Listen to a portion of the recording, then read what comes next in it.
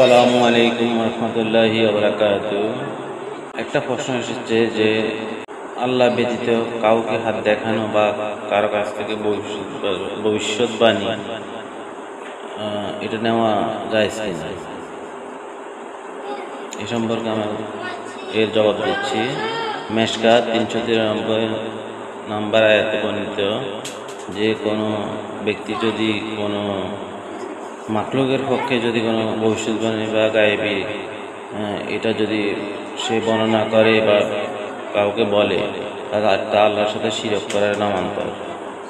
আর যে ব্যক্তি কারো ভবিষ্যৎবাণী বা অন্য পদ্ধতিতে ভবিষ্যৎবাণী করে, আবার কেউ যদি তার হাত দেখায় এবং যে বলছে ভবিষ্যৎবাণী করে সেও কবিরা গুনাহগারী, আর যে শুনতেছে সে কবিরা গুনাহগারী। এটা সম্পূর্ণ নাজায়েজ, হারাম এবং কুফরি।